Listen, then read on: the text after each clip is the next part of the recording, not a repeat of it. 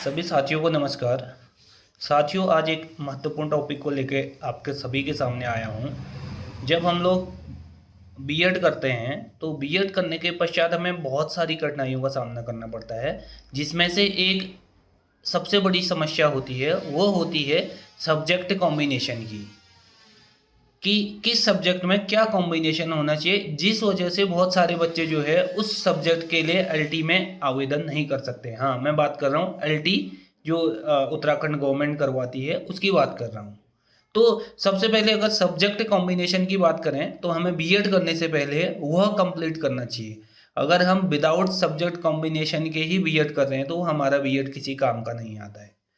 तो सबसे पहले हम देखेंगे सोशल स्टडीज या सामाजिक अध्ययन के लिए जो सब्जेक्ट कॉम्बिनेशन होते हैं वो क्या होते हैं। तो जो सोशल स्टडीज होती है या जो सामाजिक अध्ययन हमारा विषय होता है उसके लिए सब्जेक्ट कॉम्बिनेशन होते हैं, 4 सब्जेक्ट होते हैं, जिसमें से एक ज्योग्राफी होती है, इकोनॉमिक्स हो गया, हिस्ट्री हो गया और पॉलिटिकल साइंस। इसमें से कोई 2 सब्जेक्ट आपके होने चाहिए। आपके कोई 2 सब्जेक्ट होने चाहिए, चाहे आपका हिस्ट्री पॉलिटी है या आपका इकोनॉमिक्स ज्योग्राफी है या ज्योग्राफी इकोनॉमिक्स है या हिस्ट्री ज्योग्राफी है। तो कोई भी 2 सब्जेक्ट आपके ग्रेजुएशन में होने चाहिए। साथ में बैचलर की डिग्री, ये तो बैचलर ऑफ एजुकेशन यानी कि बीएड की डिग्री, ये तो सभी के लिए अनिवार्य है। लेकिन सब्जेक्ट कॉम्बिनेशन भी सामाजिक अध्ययन, जिसको सामान्य विषय भी बोला जाता है, उसके लिए अनिवार्य है। ठीक, ये सामाजिक अध्ययन का जो है आपका क्लियर हो गया होगा। फिर आगे आता है मैथ्स में गणित। गणित के लिए भी हमें क्या चाहिए था, सब्जेक्ट कॉम्बिनेशन चाहिए होता है। ग्रेजुएशन लेवल पे आपकी मैथ्स और फिजिक्स यानी कि भौतिक विज्ञान और गणित होना चाहिए, तभी आप क्या कर सकते हो, एलटी के अध्यापक बन सकते हैं।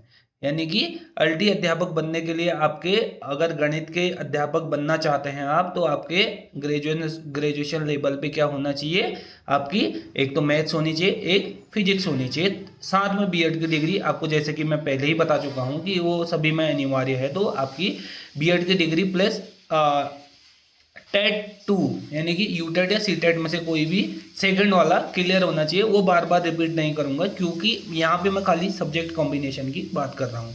ठीक है, मैथ्स का भी क्लियर है कि ग्रेजुएशन में आपका क्या होना चाहिए, भौतिक विज्ञान और गणित में से कोई दोनों सब्जेक्ट अनिवार्य हैं, ये होने चाहिए। फिर आते हैं हम विज्ञान पे।